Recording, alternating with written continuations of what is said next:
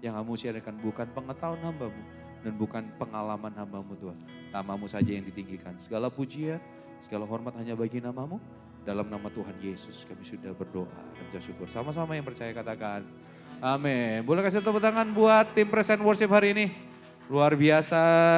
Thank you Feli, Jesse, Koko Ruben, Bang Chan, dan Ko David. Shalom semuanya. Gak kerasa ya, sudah September, sudah berber, dikit lagi kita Idul Fitri. Enggak, Natalan dulu ya. Oke, hari ini kita sudah masuk di bulan yang baru, artinya adalah tema yang baru, Living as Kingdom Citizen, Kingdom of Heaven. Ya. Jadi kita akan sama-sama belajar dan kita renungkan firman Tuhan. Ya dari kita ambil dari ayat ininya ya, ayat dasarnya. Kita sama-sama baca di Filipi 3 ayat 17 sampai 21 dan lanjut Filipi 4 ayat 1. Ya. Jadi ini mohon maaf aku tidak mencantumkan ayat di dalam PPT-ku karena jujur gak nutut guys buat PPT-nya. I'm so sorry. Jadi aku mengundang semuanya untuk buka sendiri di masing-masing HP-nya. Ada yang masih bawa Alkitab buku lebih baik lagi kalau masih ada Alkitab cetak. Kalau saudara-saudara bawa, kayak Jason bawa, ada? Ada yang bawa? Gak ada, gak apa-apa juga. Tidak mengurangi keselamatan. Yuk, kalau sudah dapat semuanya bisa katakan, Oke, kita baca sama-sama ya. Kita baca sama-sama ya. Filipi 3 ayat 17 sampai 21, lanjut Filipi 4 ayat 1. Oke, 1, 2, 3. Saudara-saudara, ikutilah teladanku dan perhatikanlah mereka yang hidup sama seperti kami yang menjadi teladanmu. Karena seperti yang telah kerap kali kukatakan kepadamu dan yang kunyatakan pula sekarang sambil menangis, banyak orang yang hidup sebagai seteru salib Kristus. Kesudahan mereka ialah kebinasaan, Tuhan mereka ialah perut mereka, kemuliaan mereka ialah aib mereka, pikiran mereka semata-mata tertuju kepada perkara duniawi. Karena keluarga negara adalah di dalam surga, dan dari situ juga kita menantikan Tuhan Yesus Kristus sebagai juru selamat yang akan mengubah tubuh kita yang hina ini sehingga serupa dengan tubuhnya yang mulia menurut kuasanya yang dapat menaklukkan segala sesuatu kepada dirinya. Karena itu saudara-saudara yang kukasihi dan kurindukan, sukacitaku dan mahkotaku, berdirilah juga dengan teguh dalam Tuhan. Hai saudara-saudaraku yang kekasih. Demikian firman Tuhan, berbahagialah setiap orang yang membaca firman Tuhan, merenungkannya, menyimpan dalam hati dan melakukannya.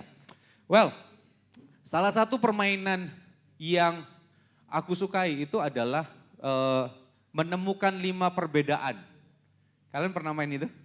5 perbedaan atau 10 perbedaan. Ada 2 gambar yang mirip, hampir sama, terus kita suruh mencari perbedaannya. Nah biasanya gini, kalau 5 perbedaan ya, yang paling umum itu adalah 5 perbedaan.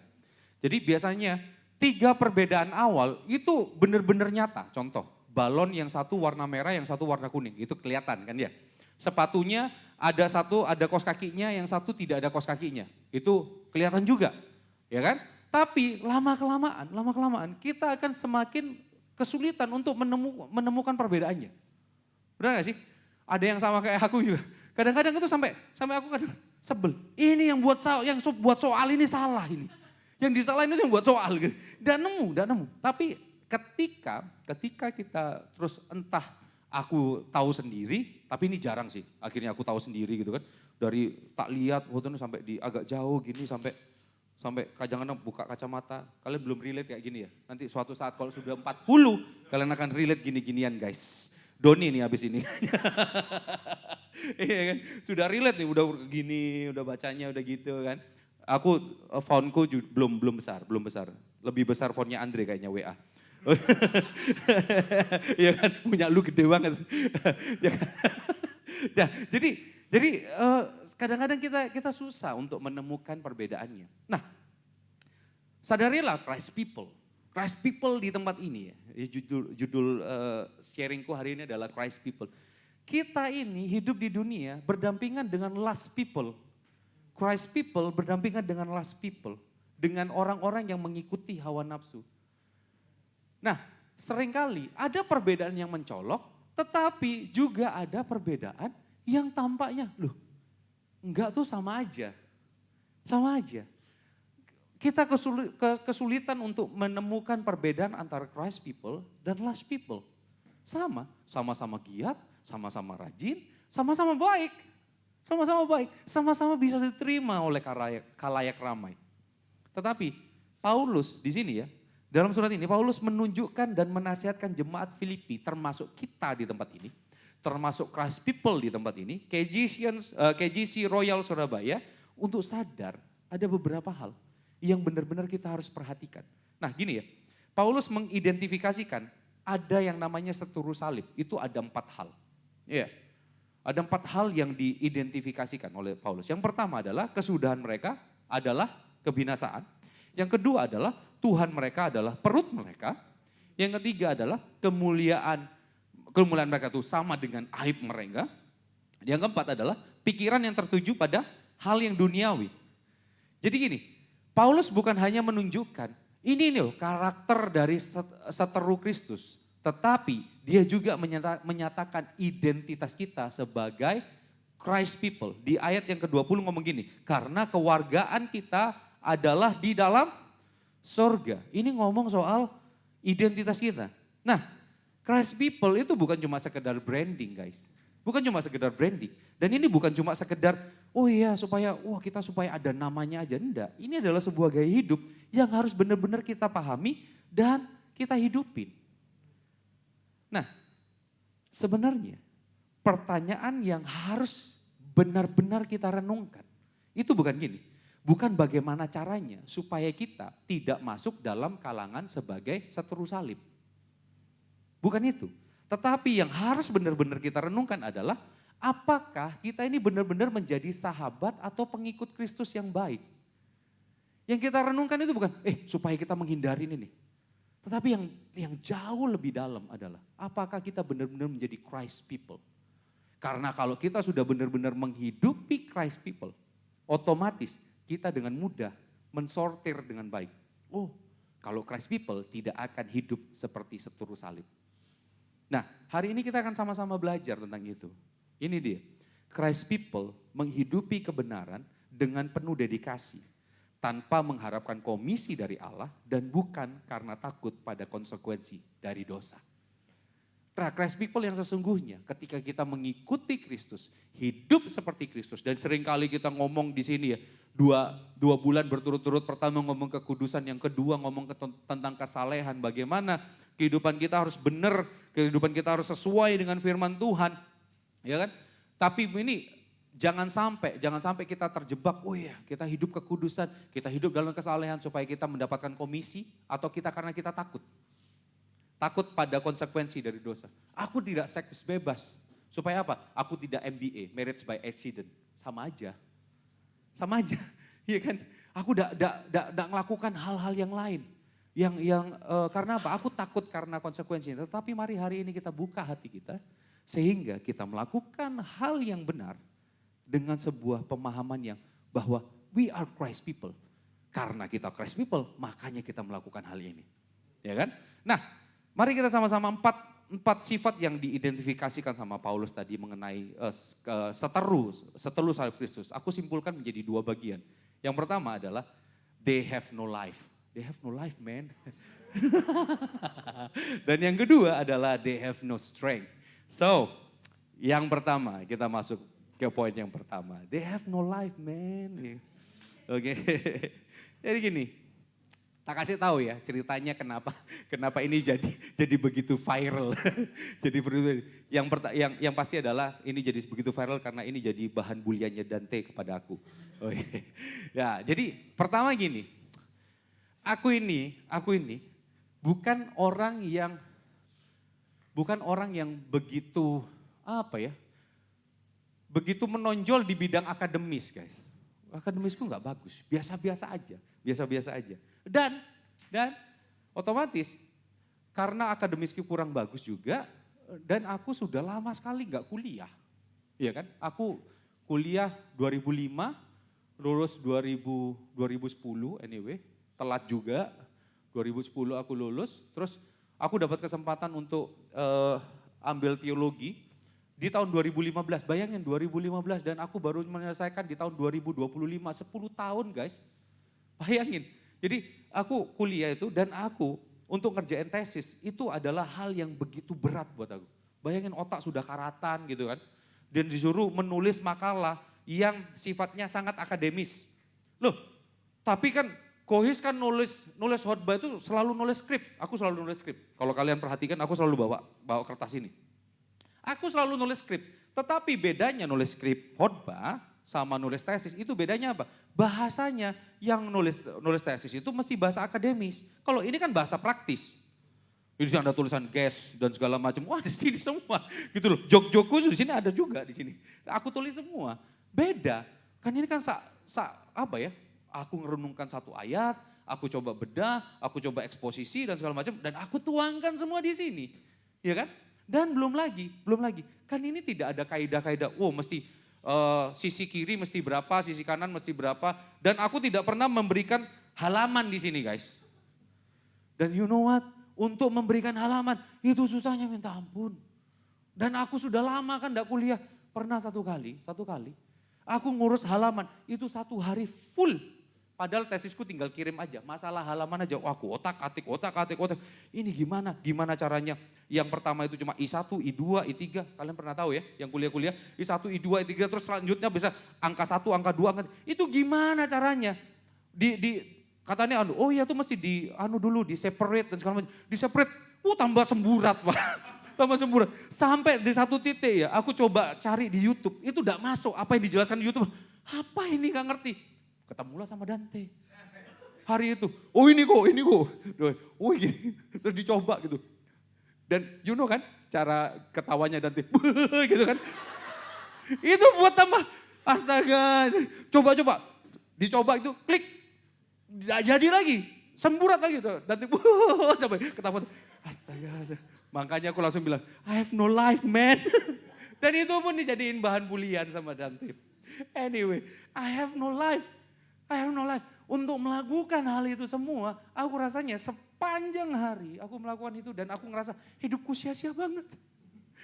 Kenapa sih harus aku ada gini? Ini mungkin buat saudara-saudara, buat teman-teman yang baru kuliah, itu gampang kok, tinggal gini-gini segala macam. Tetapi dalam posisiku ya, bagi aku itu adalah tantangan berat buat aku pada saat itu. Sangat berat. Tapi coba ya. Mungkin saat kita melakukan kebenaran firman, saat kita untuk hidup kudus, hidup dalam kesalehan, seakan-akan kita nggak punya kehidupan. Seakan-akan kita melakukan hal yang, ini sia-sia banget. Seluruh kehidupanku aku harus bergumul dengan hal ini, dan aku tidak bisa melakukan hal-hal yang lain. Belum lagi kita melihat orang-orang lain, mereka tidak pelayanan, mereka tidak pergi gereja, mereka nggak ada komunitas-komunitas yang membangun tuh. Tapi cuan jalan terus, hidup mereka kayaknya lempeng-lempeng aja. Artinya apa? Sia-sia semuanya. Pencapaiannya dia, apa yang dia sudah lakukan. Paulus itu orang pintar banget guys, pintar banget. Kalau di ini ya, kalau di Yahudi itu cara pendidikannya kayak gini. Mereka diajarin Taurat dari kecil anyway. Nah caranya adalah awal-awal mereka tuh dimasukin sekolah Taurat. Suruh sekolah di usia sampai 7 tahun kurang lebih ya. Sampai 7 tahun dia ini. Terus setelah itu mereka akan masuk ke jenjang yang lebih tinggi. Masuk ke jenjang lebih tinggi sama mereka akan bekerja, mereka akan belajar di satu tempat gitu ya. Bersama guru-gurunya dan bersama orang-orang lain. Tetapi ada di satu titik. Bukan murid yang cari guru, tetapi guru yang cari murid. Itu titik tertinggi itu. Nah guru dari Paulus itu adalah Gamaliel. Gamaliel itu adalah seorang rabi yang sangat dihormati, seorang rabi yang sangat luar biasa dan dia memilih Paulus. Kalau sampai dipilih itu berarti privilege buat dia. Tapi Paulus ngomong apa? Semuanya aku anggap sampah. Paulus itu bukan cuma sekedar jadi ahli Taurat, bukan jadi orang Saduki, tetapi dia sudah Sanhedrin. Sanhedrin itu sudah tingkatannya udah tinggi banget. Tapi toh demikian, Paulus mengatakan apa? Semuanya sampah. Bahkan kalau kita baca sebelumnya lagi ya, ayat sebelumnya lagi, ayat 6 ke atas lagi. Paulus juga gini, kalau aku bisa bermegah, Aku adalah satu-satunya orang yang bisa bermegah. Karena apa? Aku keturunan Yahudi. Orang keturunan Benyamin, suku Benyamin. Kalau kita lihat ini lagi, namanya Saulus siapa? Paulus siapa? Saulus. Iya kan? Itu nama Ibrani. Sebenarnya Paulus sama Saulus itu sama aja. Sama aja. Jadi tidak pernah berubah kan ini. Dulu Saulus sekarang jadi Paulus. Enggak, sama aja. Karena Paulus itu dua kewarganegaraan ya. Satu Yahudi, satu Romawi. Nama Romawinya Paulus, nama Yahudinya adalah Saulus. Jadi sama kayak aku ya. Nama aku Hizkia Setiawan, nama Mandarinku adalah, pengen tahu nggak? Kalau rame lanjut part 2. Nama Mandarinku adalah, aduh dibully lagi ntar gue nih. Nggak. Nama Mandarinku adalah Li Wencung. Li Wencung. Li Wencung. Pastor Cung. Hizkia Cung. Kacung lah. Jadi artinya itu, that's why namaku Setiawan. Karena artinya itu setia. Iya, Li Wencung itu setia. David Victor, nama Chinese-nya itu adalah Li Wenxin. Artinya berkemenangan, namanya David Victor. Nah itu dia. Iya, Li Wenxin. Nah, kokoku yang nomor 2 itu namanya Li Wenyung. Li Wenyung itu orang yang pinter, dan namanya nama Indonesia Daniel Agustinus namanya kan. Agustinus dari, lihat itu, Agustusan. Nah itu dia. Well, itu sama kayak gitu, Paulus. Jadi nama Saulus itu kenapa dia namanya Saulus? Ingat siapa nama raja pertama dari Israel? Saul, Li Wencung, bukan dong. Bukan dong. Nama raja pertama siapa? Saul. Itu reverse to itu. Paulus itu ngerasa, wih nama gue ini diambil dari raja pertama loh. Tetapi toh demikian, segala sesuatu secara fisik, dia ada banyak hal yang dia bisa banggakan. Secara akademis, banyak hal yang dia bisa banggakan. Tetapi Paulus ngomong apa? Semuanya aku anggap sampah ketika aku mengenal Kristus. Dan dia menghidupi pengenalan akan Tuhan. Dia mengejar dari hari ke hari. Guys, dulu Om Kris Manusama selalu mengatakan seperti ini. Diperlukan waktu yang kekal untuk mengenal Allah yang kekal. Sampai kapanpun di tempat ini, pengenalan akan Allah itu tidak ditentukan berapa lama kita jadi Kristen kok. Enggak. Kalian mau jadi Kristen mau 1 tahun, 2 tahun, ada yang 30 tahun. Aku sudah jadi Kristen 40 tahun aku jadi Kristen. Aku lahir Kristen sampai sekarang. Iya. Tidak menentukan aku bisa mengenal Allah lebih hebat dari kalian. Karena apa? Dia Allah yang kekal. Diperlukan waktu yang sangat lama untuk mengenal Allah yang kekal. Dan puji Tuhannya, dia selalu membuka dirinya. Nah hari ini, caranya gimana sih untuk mengenal Allah yang kekal? Coba, simple ya, aku sering gini guys, sering ngomong juga di tempat ini ya. Coba kalian ada aplikasi Alkitab kalian pakai apa? Bible version. Ada ini enggak? Pasti apapun lah, aku rasa ya semua aplikasi Alkitab itu pasti adalah first of the day. Ya, ini langsung ya, first of the day. Kalau yang pakai Bible version, first of the day-nya ini. Kisah Para Rasul 1 ayat 8. Benar enggak? Coba buka. Yang Bible version, first of the day adalah Kisah Para Rasul 1 ayat 8. Benar ya? Coba buka. Benar enggak? Arcel pakai apa? Bible version. Ya. Oh biasa, apa first of the day-nya apa sana? Oh Amsal 13, oke. Ini pakai versiku aja ya. Pakai versiku aja ya. Yang Bible version ini, ayatnya ini. Kisah Para Rasul 1 ayat 8. Tetapi kamu akan menerima kuasa kalau Roh Kudus turun ke atas kamu. Dan kamu akan menjadi saksiku di Yerusalem dan seluruh Yudea dan Samaria dan sampai ke ujung bumi. Renungkan bagian ini. Roh Kudus memberikan kita kuasa untuk jadi saksi. Artinya sadari setiap kita punya kuasa Allah. Bukan karena kita hebat, bukan karena kita fasih lidah, bukan karena kita sudah masukin berbagai macam pelatihan dan segala macam. No, tetapi karena ada kuasa Roh Kudus dalam kehidupan kita yang membuat kita bisa menjadi saksi bagi Tuhan. Nah, mari renungkan ini. Tuhan berarti memberikan kuasa dalam kehidupan kita. Dan yang Tuhan inginkan dalam kehidupan kita, kita bersaksi kepada dunia. Just do it every day. That's it. Satu ayat aja guys. Satu ayat aja. Coba, aku pengen tahu tadi first of the day-nya Arsel apa Sel? Amsal apa Sel? Coba baca Sel. Coba baca Sel. Yang keras ya supaya dengar semua, yuk.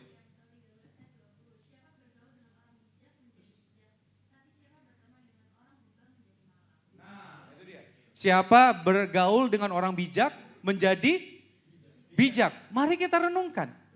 Kita renungkan gini, apa yang Tuhan inginkan dalam kehidupan kita supaya kehidupan kita mengarah pada Kristus. Tuhan ingin supaya kita dikelilingi oleh orang yang bijak. Bukan berarti kita pilih-pilih teman ya. Kita berteman pada semua orang, tetapi bersahabat kita pilih-pilih dong. Ya kan? Nggak mungkin kita sahabatan terus sama siapapun, wih sahabatku gitu kan. Aku punya satu teman semuanya disebut sahabatku. Sahabatku gitu kan. Semuanya disebut sahabat. Tapi gini, kalau kita dikelilingin oleh orang yang bijak, artinya ada perkataan-perkataan yang bijak juga yang akan disampaikan oleh orang tersebut. Perkataan-perkataan bijak, nasihat-nasihat bijak yang akan memperbaiki kehidupan kita. Nah kemarin aku habis dari KLC sama Doni juga. Di sana tuh yang khotbah, main speakernya adalah Peter Tanci. Itu bagus sekali. So applicable, sangat aplikasi sekali yang dia sampaikan. Dia ngomong seperti ini. Kita harus dikelilingi 360 derajat dalam kehidupan kita itu harus dikelilingi oleh orang-orang yang mau untuk menyampaikan kebenaran firman. Nah coba renungkan, siapa yang ada di keliling kehidupan kita? Ring one dalam kehidupan kita.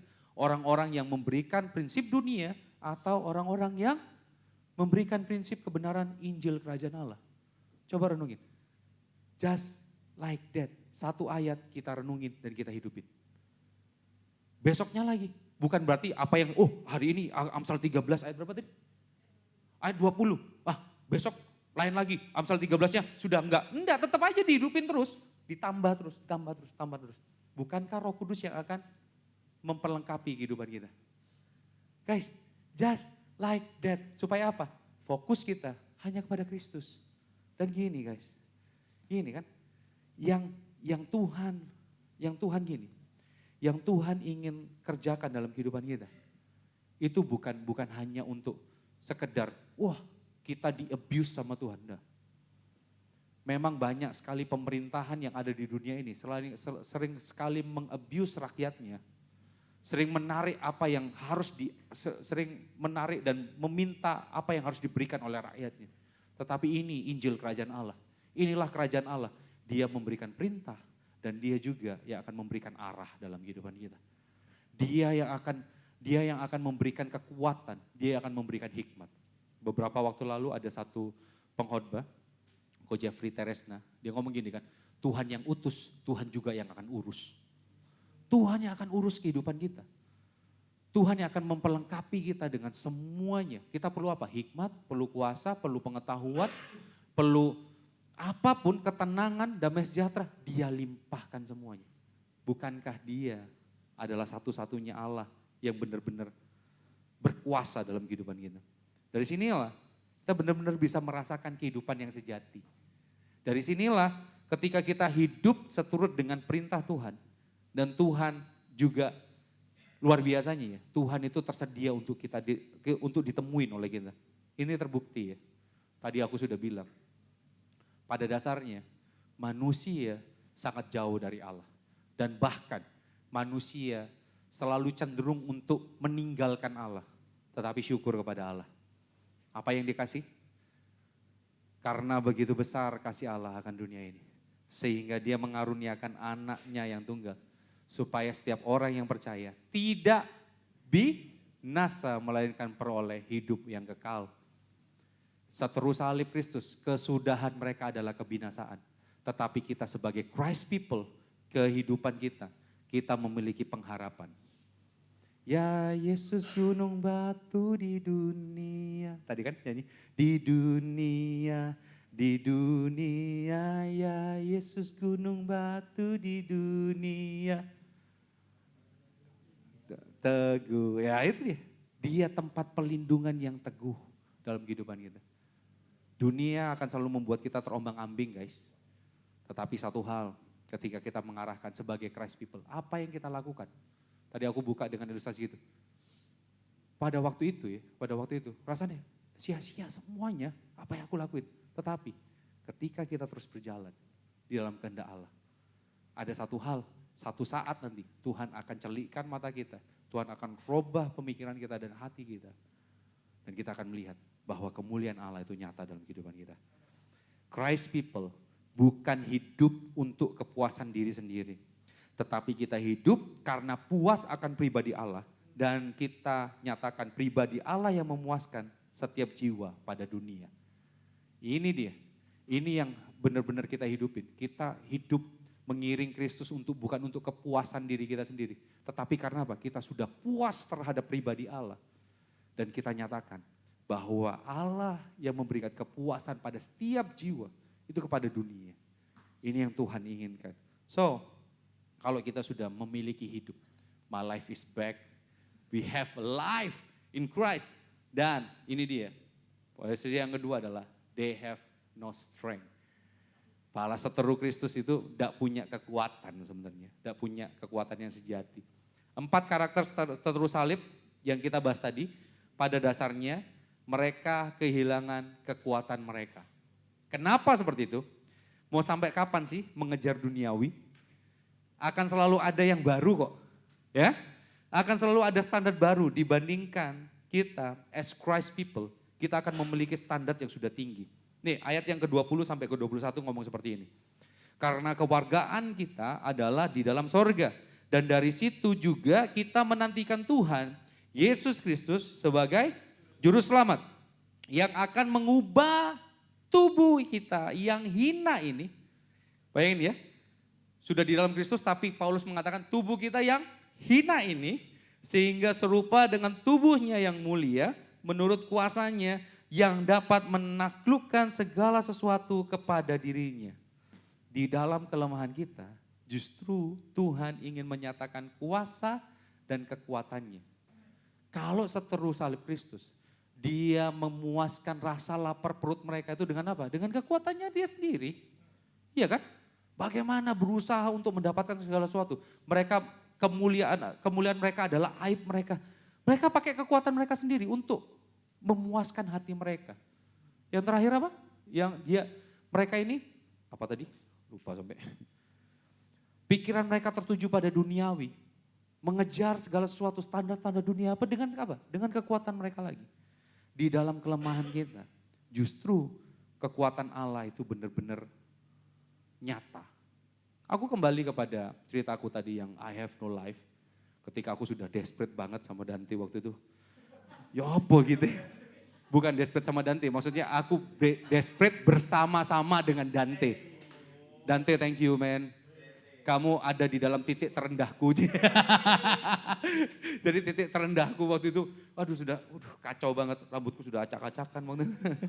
Aduh, ingat-ingat cerita itu ya. Dan setelah itu ya, aku sudah berusaha dan demikian, sudah coba, ini kok.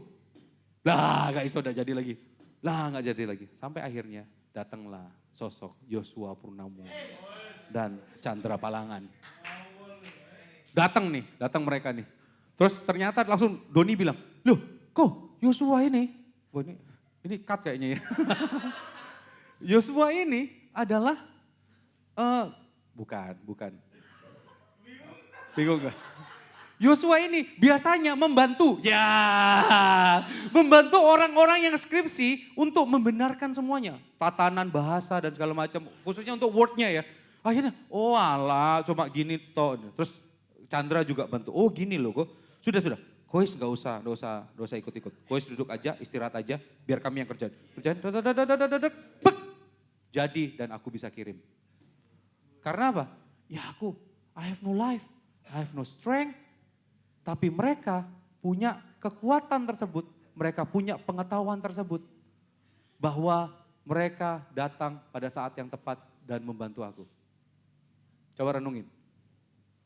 Seringkali kita sudah desperate, kita sudah merasa lemah, merasa kekuatan kita sudah gak ada sama sekali, kita sudah putus asa. Tapi berapa banyak kali Tuhan juga datang dan memberikan kekuatan pada kita. Waktu kita sudah mau menyerah, waktu kita ngerasa bahwa, hidup kok gini banget ya, aku sudah pelayanan, aku sudah melakukan banyak hal yang baik. Aku sudah ngerti tentang Injil, bukan hanya mengkhotbahkan Injil kepada orang lain, tetapi aku mengkhotbahkan Injil pada diriku sendiri. Tetapi kok tidak terjadi perubahan dalam kehidupanku. Percayalah satu hal, pengharapan di dalam Kristus tidak pernah berubah. Dia datang dan memberikan kita kekuatan di saat kita lemah. Justru di dalam kelemahan kita, kuasa Tuhan akan sempurna. Ketika kita tahu bahwa kita adalah milik Kristus, ketika kita tahu kita benar-benar menyerahkan kehidupan kita kepada Kristus. Coba pahamin ini guys. Living as citizen of heaven. Kita jadi warga kerajaan sorga. Artinya segala sesuatu, undang-undangnya, konstitusinya segala macam, kita harus hidup di dalamnya. Pemerintahan Kristus benar-benar harus nyata dalam kehidupan kita.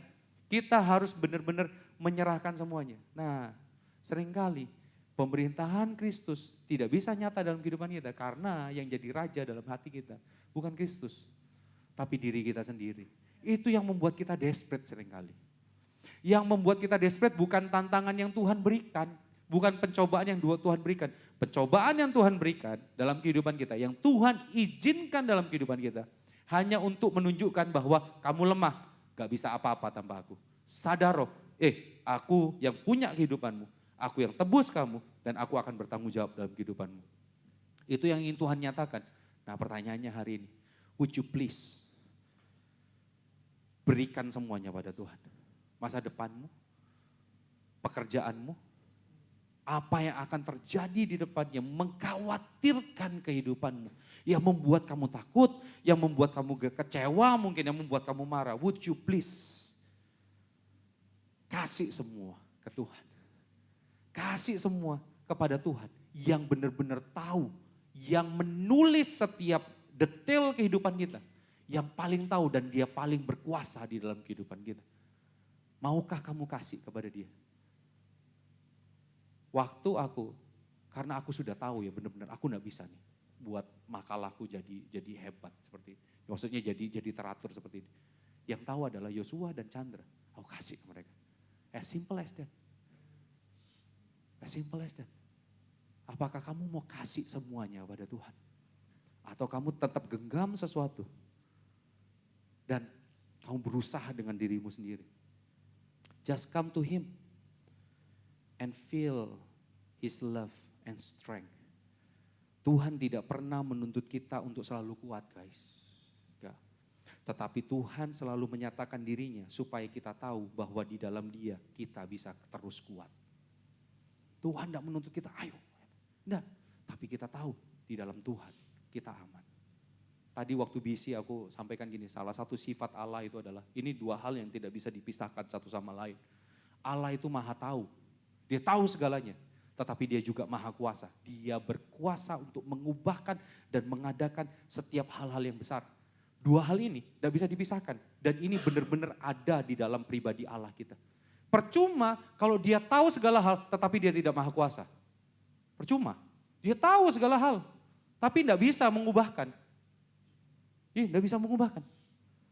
Seringkali kan dokter kayak gitu, tahu penyakitnya apa, bisa diagnosis tapi tidak bisa berbuat apa-apa. Apakah itu menyenangkan? I don't think so. Dia tahu. Bisa mendiagnosa. Tetapi juga gini, kita punya kemampuan, tapi kita tidak tahu segala hal. Sama aja. Sama aja.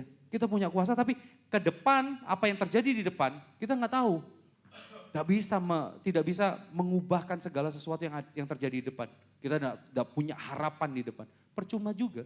Tetapi Allah yang kita sembah, Dia tahu segala hal, dan Dia juga maha kuasa. Ini kabar baik buat kita semua. Dan ini, perhatikan ini ya. As Christ people, mari kita sama-sama memandang ini. Filipi 4 ayat 1. Saya undang pemain musik, bisa maju. Filipi 4 ayat 1 ngomong seperti itu. Karena itu, saudara-saudara yang kukasihi dan yang kurindukan. Tak ubah dikit ya. Karena itu, KGC Royal yang kukasihi dan yang kurindukan. Sukacitaku dan mahkotaku. Berdirilah juga dengan teguh dalam Tuhan. Hai saudara-saudaraku yang kukasih. Bagi aku dan aku yakin bagi setiap home pastor di tempat ini, hal yang paling indah yang kami harapkan, yang kami dambakan, bahwa setiap Christ people di tempat ini sama-sama terus teguh berdiri di dalam pengenalan kita akan Kristus, pengiringan kita kepada Kristus, kita terus setia dan teguh berdiri menaruh pengharapan kita hanya kepada Kristus. Ini kerinduan kita semua, termasuk saya di tempat ini. Tuhan bukan hanya tahu kerapuhan kita, tetapi juga sudah menanggung setiap kerapuhan kita. Dia menggantikan kerapuhan kita dengan kekuatan Allah. Dia gantikan kehinaan kita dengan kemuliaan Allah. Pahami ini, karya Kristus bukan untuk mendambakan hal yang baik dalam kehidupan kita, tetapi menggantikan hal yang terburuk, hal yang paling hina di dalam kehidupan kita dengan kemuliaannya yang luar biasa. So Christ people, hidupi hal ini dengan setia. Kita sudah ditanggung. Kehidupan kita yang sudah sia-sia itu sudah ditanggung. Masa-masa kebodohan kita itu sudah ditanggung oleh karya salib Kristus.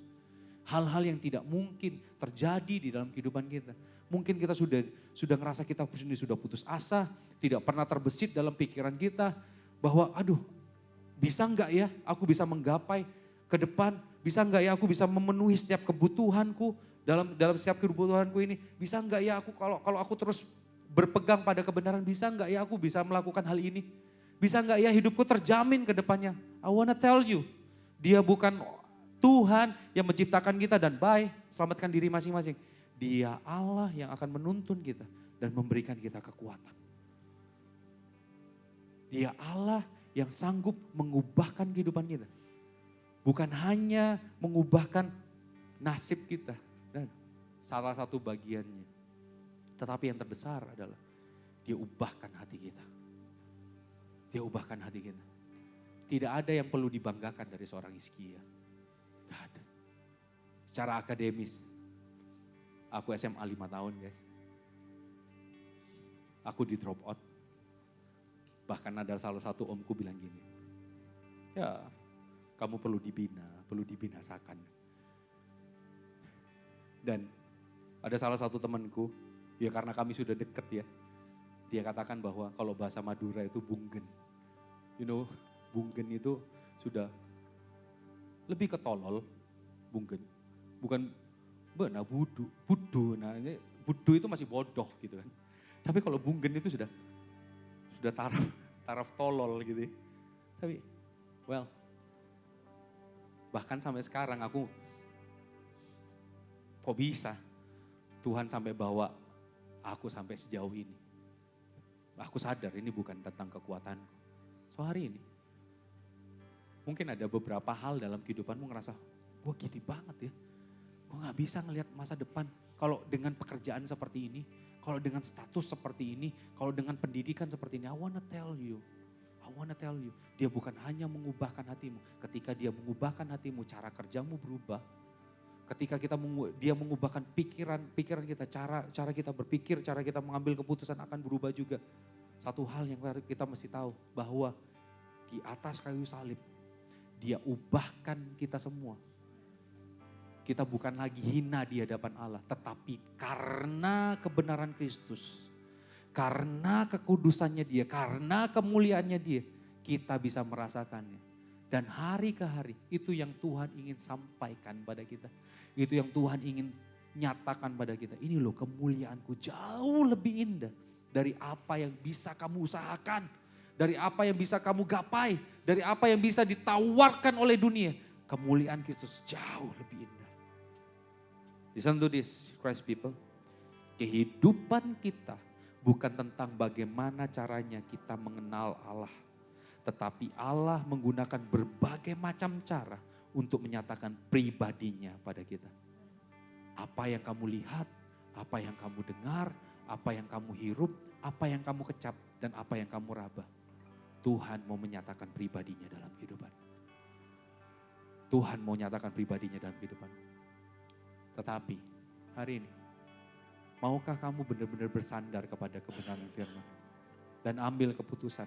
Tuhan sudah menyatakan dirinya, dia mau ditemui. Maukah kamu menemuinya tiap hari? Dan maukah kamu bergumul dengan firman-Nya tiap hari? Dikalibrasi hatimu oleh firman Tuhan.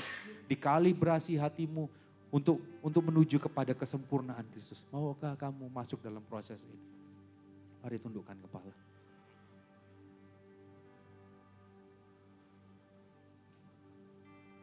Kau gak tahu apa yang terjadi dalam kehidupanmu. Mungkin ada banyak hal yang kamu merasa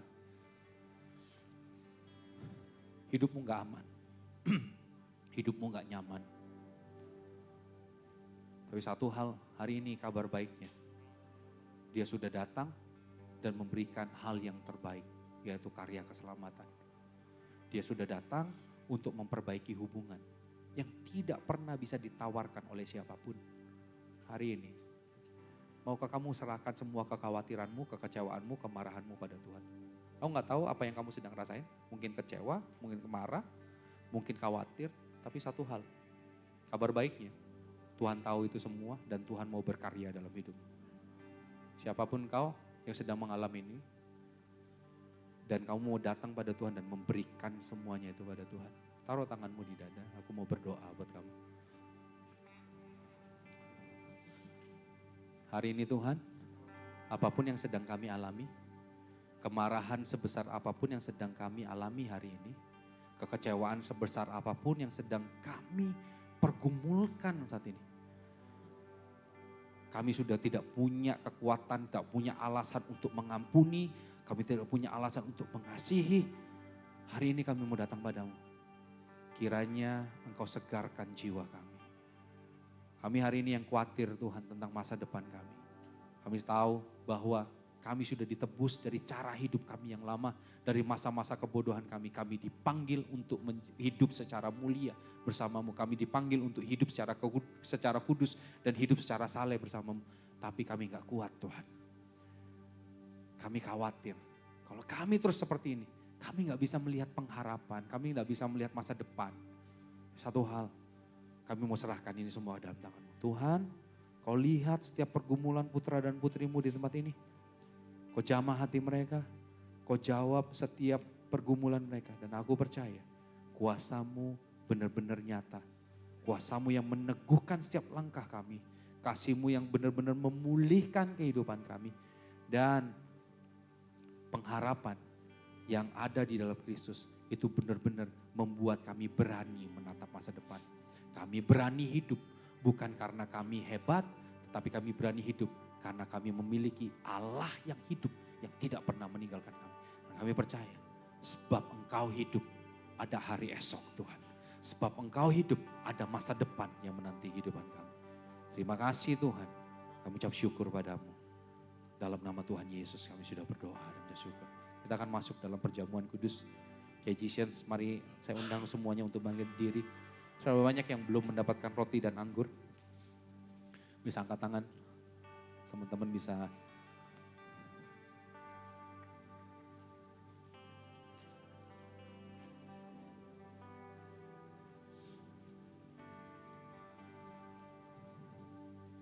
Mari, kita bukan hanya hari ini.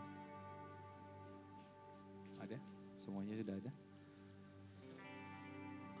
Hari ini mari kita sama-sama memahami bahwa ini bukan peringatan, hanya peringatan bahwa Kristus mati buat kita. Tetapi ini adalah sebuah peringatan juga bahwa Dia benar-benar berkuasa penuh dan berdaulat penuh. Kiranya ketika kita melakukan perjamuan kudus ini, kita benar-benar tahu mendedikasikan kehidupan kita hanya untuk kepentingan kerajaan Allah. Hanya untuk kepentingan Sang Raja kita, yaitu Kristus. That's why we are Christ people. Orang-orang yang berada di dalam pemerintahan Kristus. Sama-sama angkat roti dengan tangan kanan kita. Sebelum Tuhan Yesus diserahkan, Dia mengambil roti dan Dia mengucap syukur dan Dia berkata, inilah tubuhku yang sudah dipecah-pecahkan oleh karena kamu. Perbuatlah ini menjadi peringatan akan aku. Kristus tubuhnya dipecahkan supaya kita bisa menjadi satu dengan Bapa di dalam Dia. Bukankah roti yang di atasnya kita naikkan ucapan syukur ini adalah persekutuan kita dengan tubuh Kristus? Mari sama-sama kita makan dalam nama Tuhan Yesus.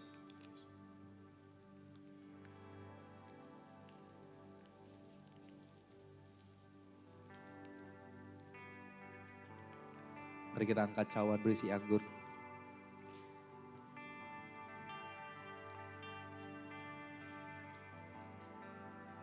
Setelah itu Tuhan Yesus mengambil cawan yang berisi anggur. Dia menaikkan ucapan syukur. Dan dia berkata bahwa inilah darahku, darah perjanjian baru yang dicurahkan untuk kamu. Perbuatlah ini menjadi peringatan akan aku. Di dalam Kristus kita menjadi umat kepunyaan Allah. Itu artinya kita hanya hidup untuk melakukan apa yang Allah ingin kita kerjakan. Bukankah cawan yang di atasnya kita naikkan ucapan syukur ini adalah persekutuan kita dengan darah Kristus? Mari kita minum sama-sama dalam nama Tuhan Yesus.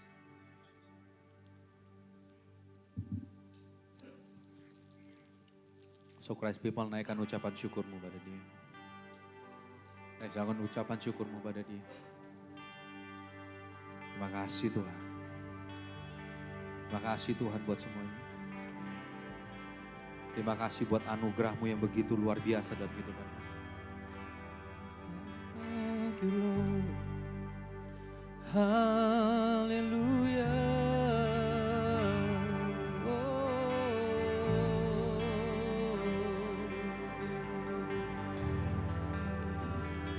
Thank you Lord Jesus.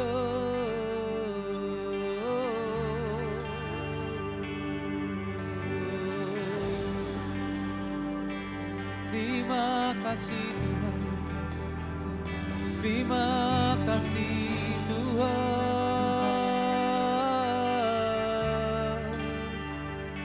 untuk karya-Mu